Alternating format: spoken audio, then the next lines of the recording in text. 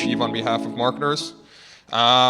We are bringing up a panel here now. Jamie Byrne, Director of Content Strategy for YouTube, is going to guide a strategy around understanding the multi-channel network. Please welcome Jamie to the stage. Thanks. Thank you. All right, great. Good morning, everybody. So I'm Jamie Byrne, Director of Content Strategy at YouTube, and I have the pleasure of moderating a panel this morning on understanding the multi-channel network. We're going to talk a little bit about what they are, the role that technology and data plays in these companies and for the YouTube ecosystem, and why these companies are important for brands and advertisers. So with that, I'd like to introduce Kevin Doohan from Machinima.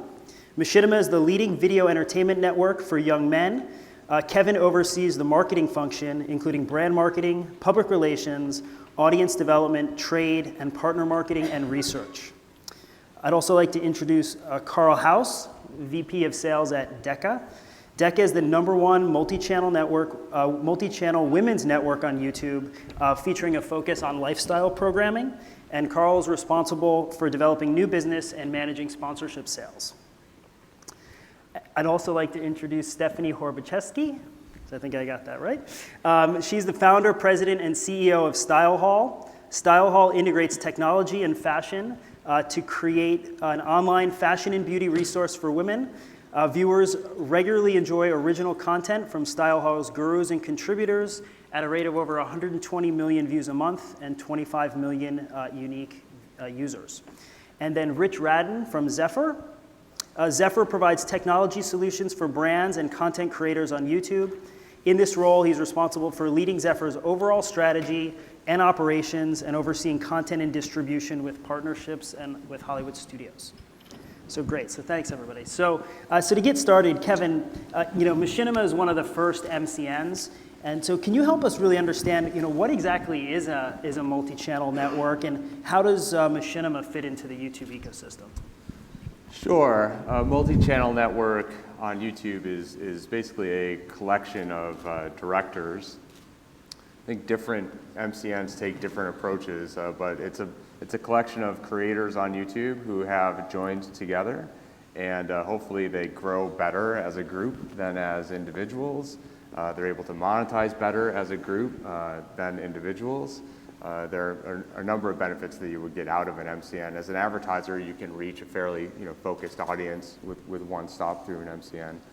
But as a creator, you probably would join. I like to think of them as a franchise sometimes. I have a lot of background in franchises. So the reason that you would do Dunkin' Donuts instead of Joe's Donuts is advertising, marketing, training, technology, education, kind of back office.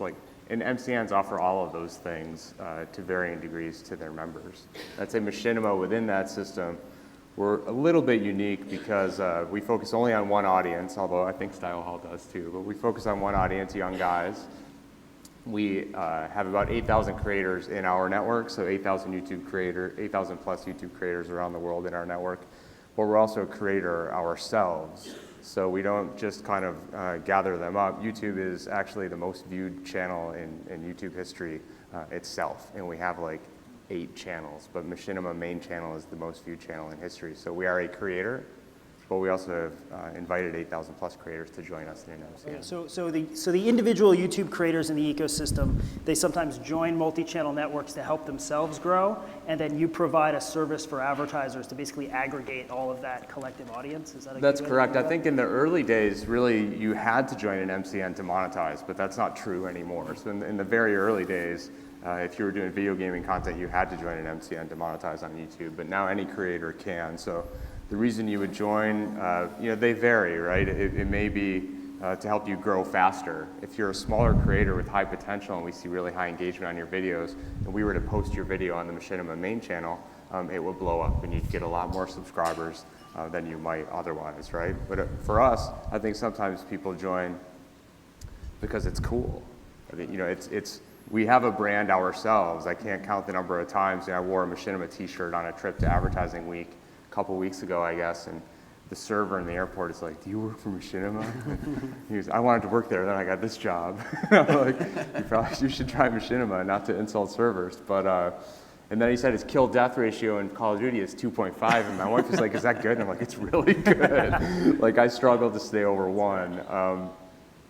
But, you know, that might be an additional reason to join, right? Just to be part of it and be with like-minded creators. Got it, great. So Karl, so DECA is actually focused on a female target. Can you talk a little bit about DECA and what makes, you know, your approach unique? Sure, yeah. I think the interesting story with DECA, unlike some of the other MCNs, is that our roots they've always been in video, but we started out the same days as Revision 3 and Next New, and sort of the early studio days where people didn't really know where to distribute content, and YouTube at the time wasn't seen as sort of the big gorilla of video distribution, and so we'd build websites for our shows. And about 2.5 years ago, we were one of the participants in the funded program. And once we started creating content on YouTube, our eyes opened to the fact that the level of engagement on YouTube was unmatched in anything we'd ever seen. And we'd syndicated shows to Hulu and to Yahoo and built our own websites and you know, endemic sites, and we just never saw the level of engagement that we saw on YouTube. So as a company, we made the decision long term that if we're really going to be growing intellectual property and a long-term business, that YouTube was the place to do that for us. So our focus is women's lifestyle. 18 to 44 is really our core segment. And it's across fashion, food, beauty, DIY, home, celebrity. We also have a strategic partnership with Warner Brothers, so we represent Ellen's channel on YouTube, which is one of the largest women's channels on the platform. It does anywhere from 100 to 150 million views a month, just that channel alone. So, and our model is a combination of selling media and brand content, working with brands to integrate and work with our influencers to create content. So. Great. All right, thanks. All right, so Stephanie, tell us a little bit about, so StyleHaul is also focused on women. Tell us a little bit about your approach and the, you know, what you bring to advertisers that you work with. Definitely. Just to correct misinformation, the statistics in the brochure are wrong. We're about 5 times bigger than that. We have 3,600 creators in 61 countries. We have 50 million unique viewers every month. So just correcting the misinformation. We are the largest original content video network in the world for fashion and beauty. To give you some sense of that scale, the next largest is AOL's Stylist, and we have 2.5 times as many unique viewers and 10 times as many minutes viewed. So I know we all know the power of this platform, but that gives you a sense of just how far ahead it is than everything else, even within just our demographic. Yes, like Machinima, actually Alan, who founded Machinima, is my co-founder. We are very focused on this one category, well, fashion and beauty. And we are finding now that one of the things we're bringing to advertisers, and some of it is through the ancillary businesses that are coming up out of this space, so Tubular, vidIQ, a few of the other people, we're able to bring a lot more information to that advertiser. We ourselves are rolling out our first product, which is a social dashboard, which allows us to tell advertisers exactly how effective that campaign is. And what I mean by that is when we do a side-by-side comparison for advertisers, we just did one actually for a hair care brand. Their videos on average had 50,000 combined views and 20 likes.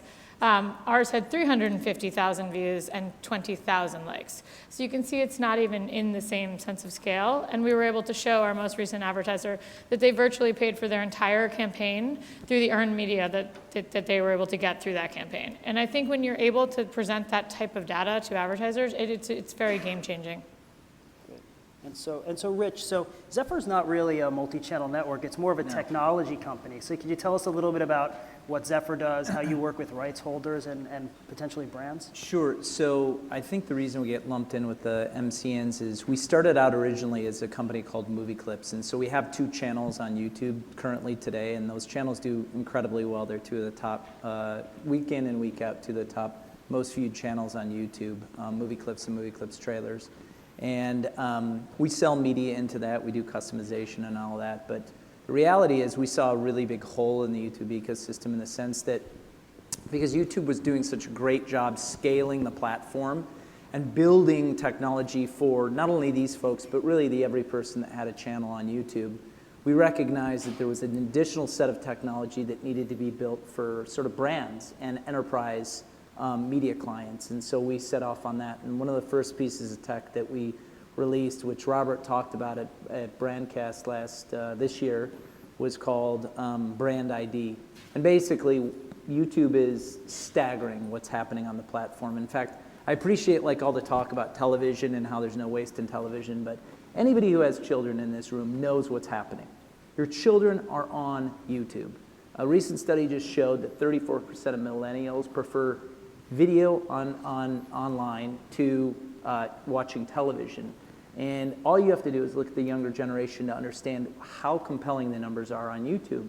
And YouTube is a social network. 1 billion people are on the platform every month. 100 hours are being uploaded every 60 seconds. And a lot of that video that's being uploaded is conversations around your brands that you have very little awareness as to what's happening.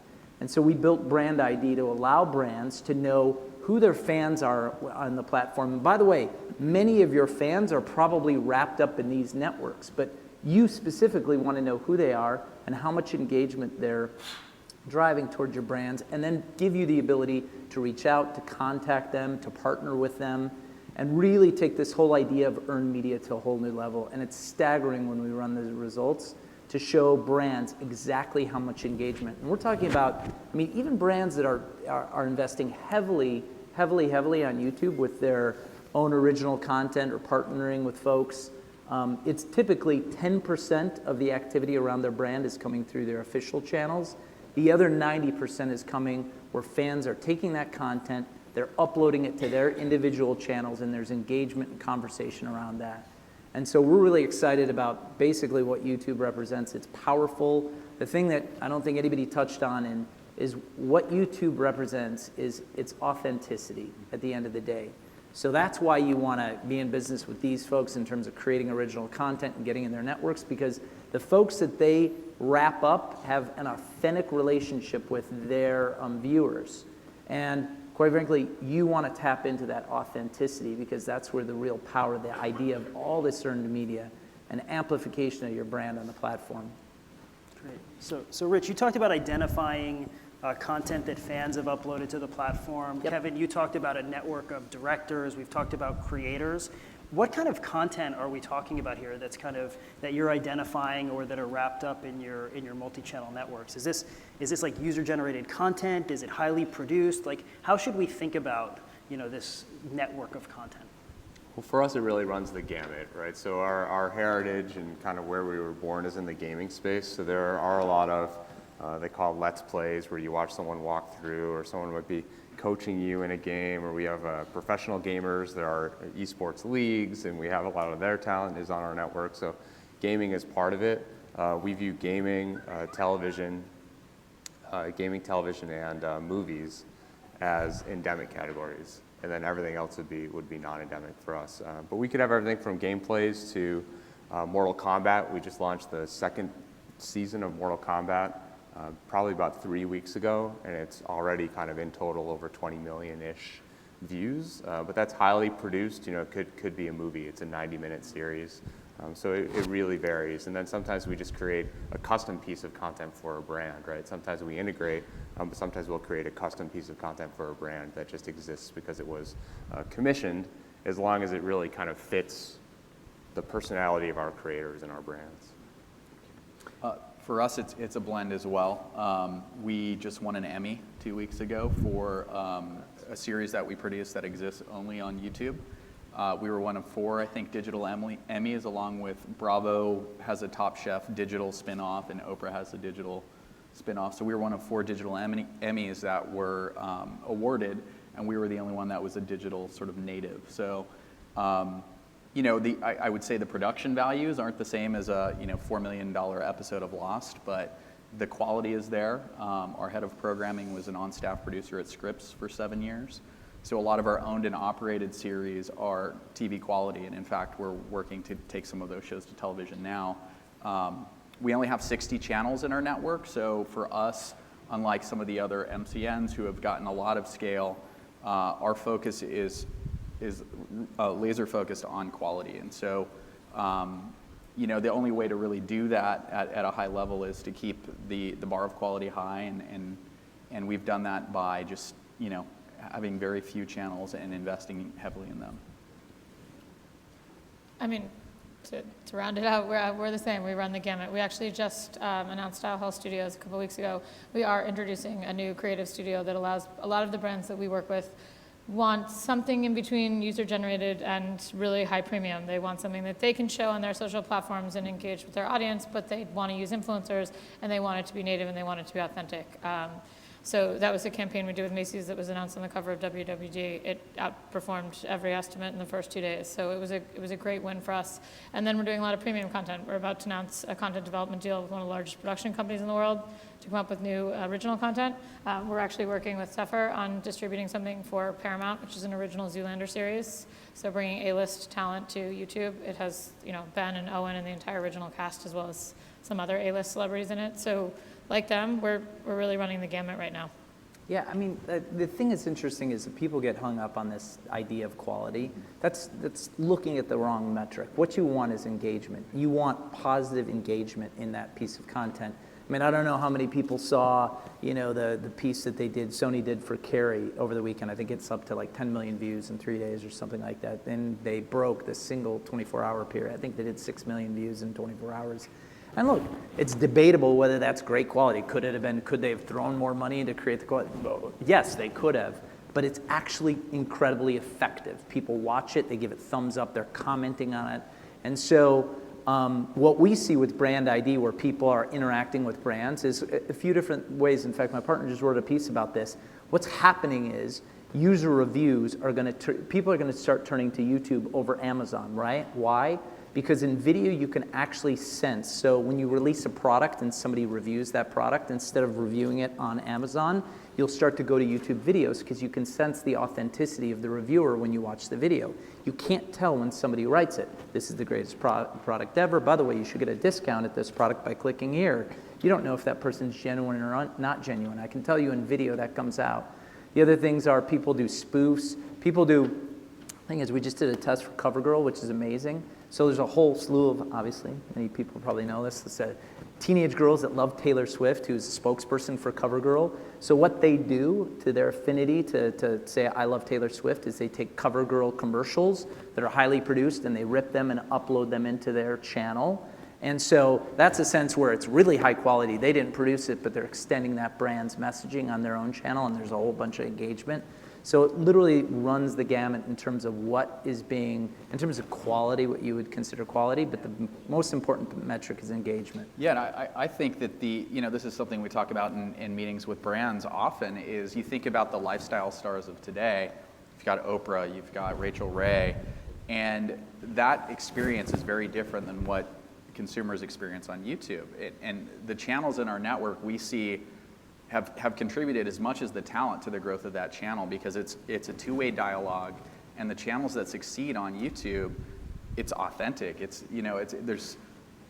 I would say that the authenticity outperforms maybe the scripted on YouTube, just because people go there wanting to connect with the person on the other end of the camera. So our belief is that the lifestyle stars of tomorrow are going to be bigger than Oprah, because they're global. They're connected on ways that maybe traditional television isn't, and yeah. It's just a much deeper. I'll tell you, the scripted, I'll go with you're going to say about the scripted. You guys have done some awesome, high-quality scripted stuff. The thing that's interesting about YouTube is that what people respond to is the on-demand nature of it. Right. So we just had the fellow up here talking about people binge viewing and stuff. This is not new. The way people are going to consume media in the future is just different than everybody here knows about how you typically consume media.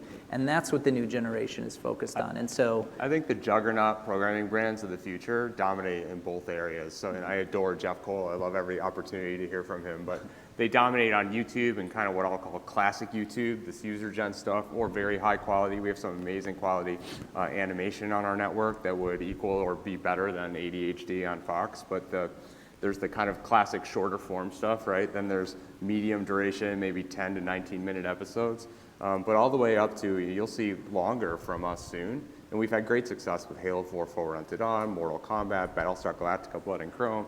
These are very high quality, high cost, scripted series that are successful on YouTube. And when you think about consumers' behavior and how they're doing more and more binging of this scripted stuff, it's enabling more intricate, complicated, connected storylines than we have had in the past. Scripted would be avoided in the past at all costs, right? Every episode needs to be self-contained because you don't know when people are going to come in or out. But now with binge viewing, that is the second big movement. The first is YouTube for sure, but the second big movement is binge viewing. And I think to be a true programming juggernaut in the future, you have to dominate both those areas. So multi-channel networks aren't really just about aggregating audience scale through a network of creators. It's really about becoming original programming brands. Is that what I'm hearing? Well, for Machinima, it definitely is. I think scale for us is table stakes. Everyone has to have scale for advertisers. You can get at that scale, in different ways. But I think if you're only relying on scale and saying, hey, I can advertise across all of these YouTube channels, then you start to look a lot like an ad network. And it's just there's value there, but there's not the value there that there is in creating original, quality, scripted content where you have some IP ownership, and your audience comes back for it, and you can offer advertisers low clutter, high share of voice with a really kind of high quality show, like they're used to buying on TV. I think you'll see that more and more and more because the Netflixes and Amazons of the world have shown that binging can be successful. Even though they don't have ads, we'll have ads.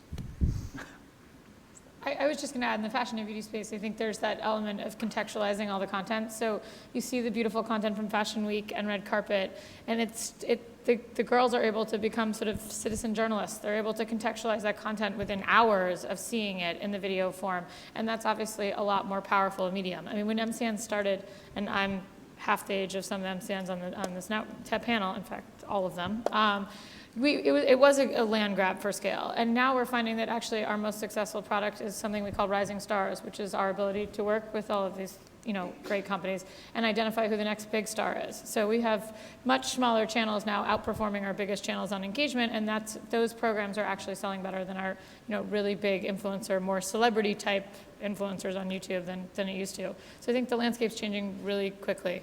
It's not easy to work with YouTube talent. No, it's not.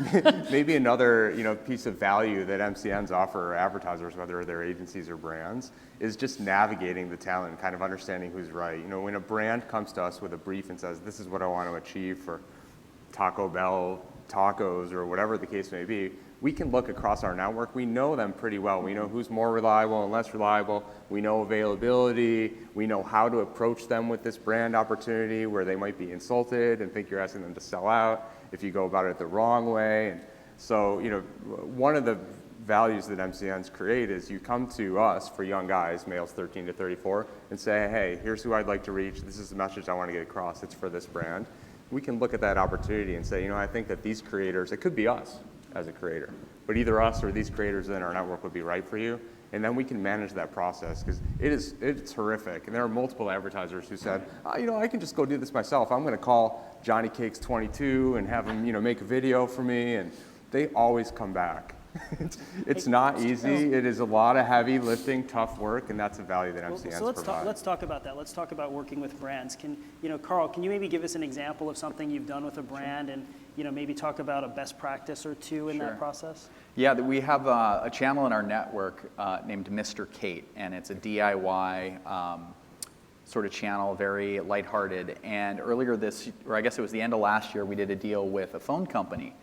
And we come across this a lot where, a brand has certain objectives and, part of it is just, it's the dance that you do, whether it's, a newspaper or a television channel or a YouTube channel, the church and state, right? And you want, the brand, if they're going to be funding content, wants to make sure it's achieving its goals.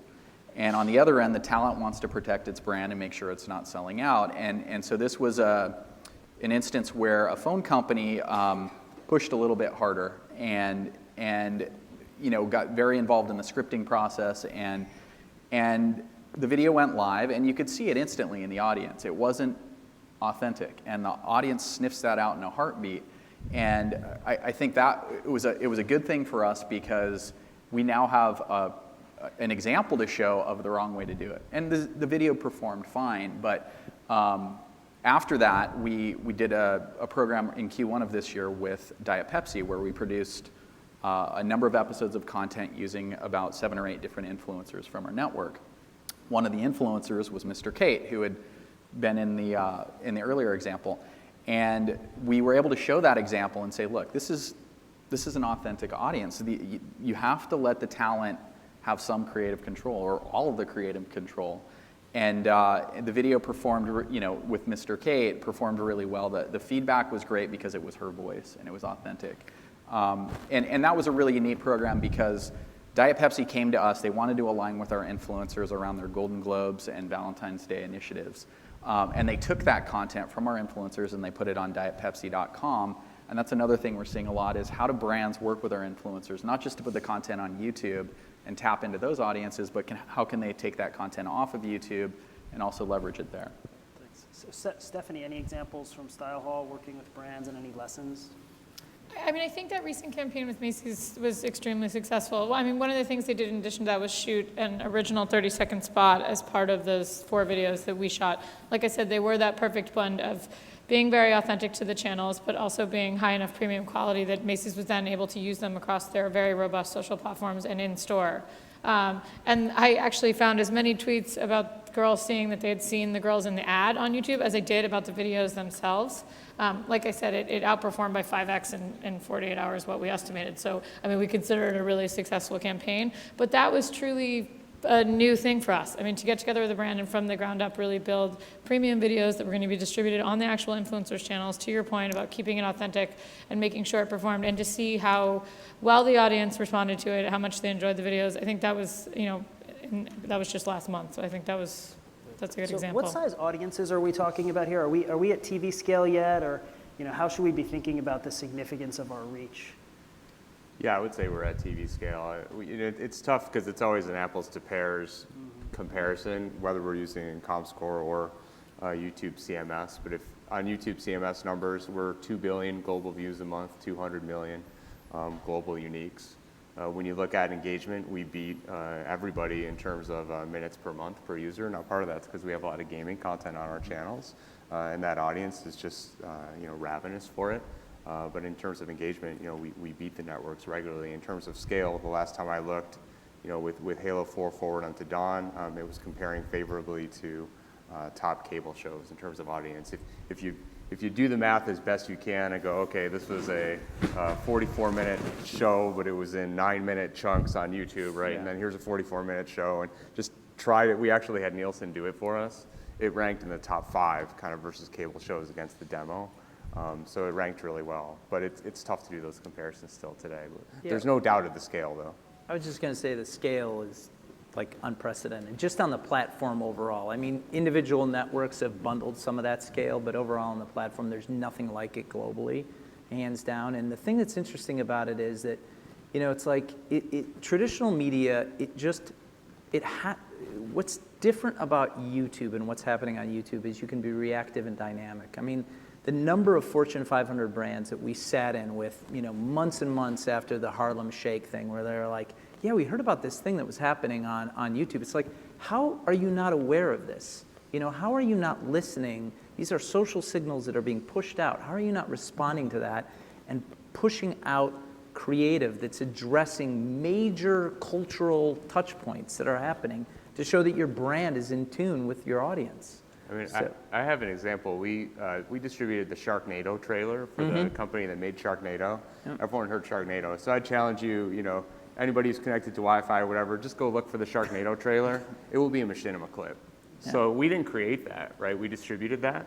Yep. But that's proof of the scale that's available on YouTube across the Machinima network and how we could drive viewership of that. Everybody knew about that show. They aired it twice. I'm not sure if it was a total success or not, but I'll tell you the trailer was a success. Yeah. The trailer was everywhere, and it's difficult to find that trailer not as a YouTube embed with a Machinima watermark because we were very responsible for distributing that. I'm not claiming success for the overall campaign, but it's tough to find that trailer that's not Machinima. But the fact of the matter, the engagement, the fact that brands can be dynamic on the platform, I mean, rarely people talk about it, and I love the stats and pinpointing set-top boxes, and you can serve me the right ad.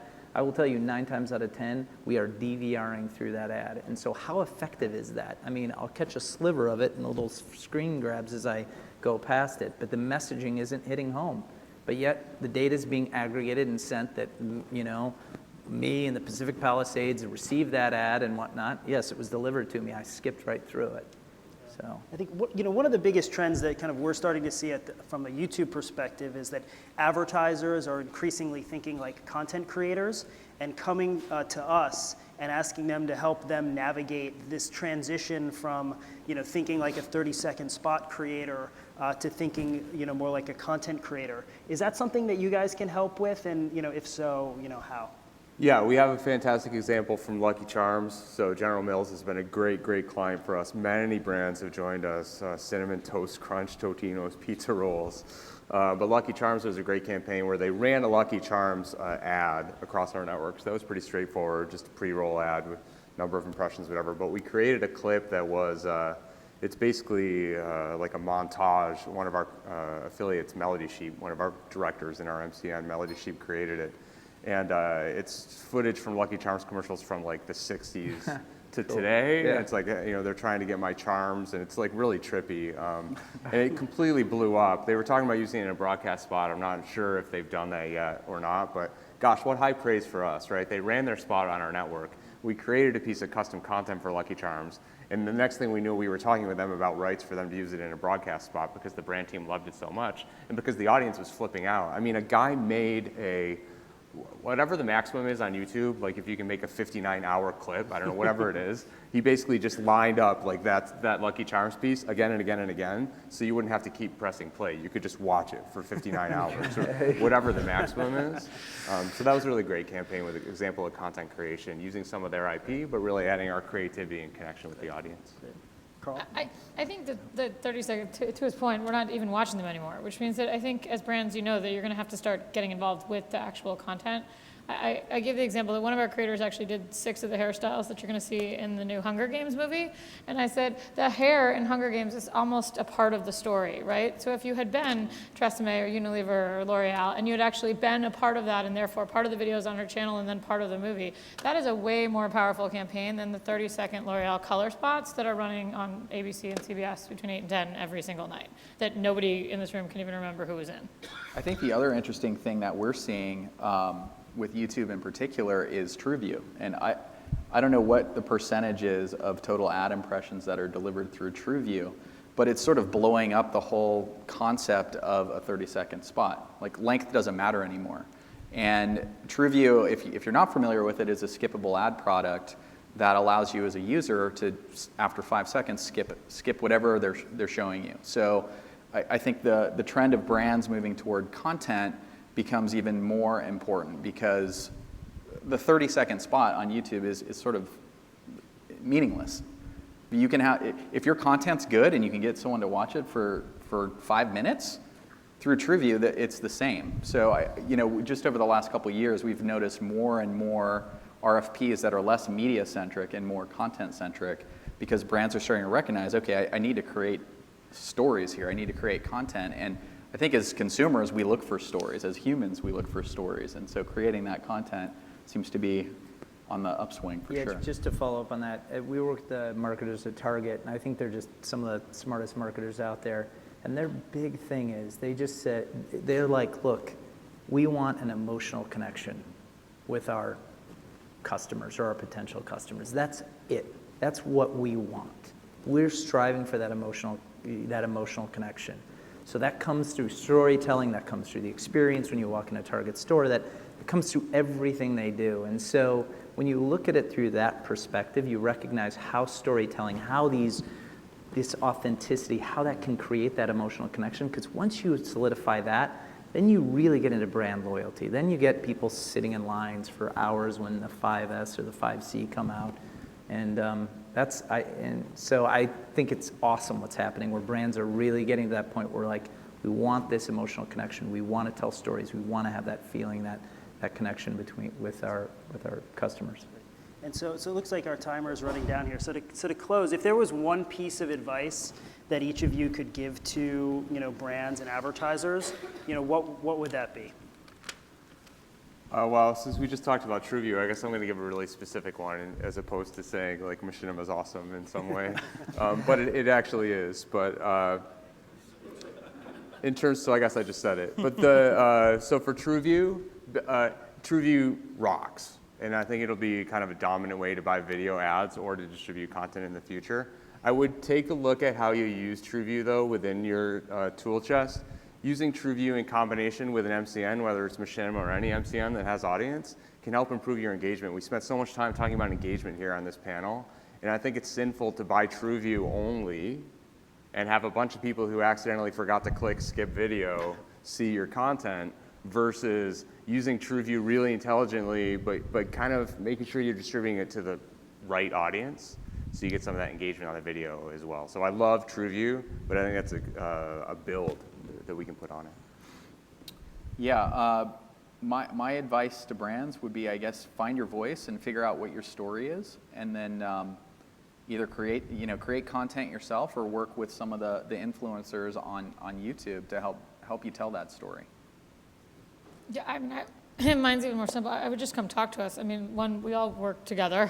You can see that we're leading the space in this, and that it is happening really quickly. I mean, in the fashion and beauty space, I say to people all the time, I was at Saks. I remember being like, we're not working with bloggers. I mean, that's almost embarrassing to now admit out loud. And that is where you'll be in 6 months on the platform we're on. So come, talk to us. We all have robust, really well-educated teams that can, if nothing else, give you a lot of education about what we're talking about.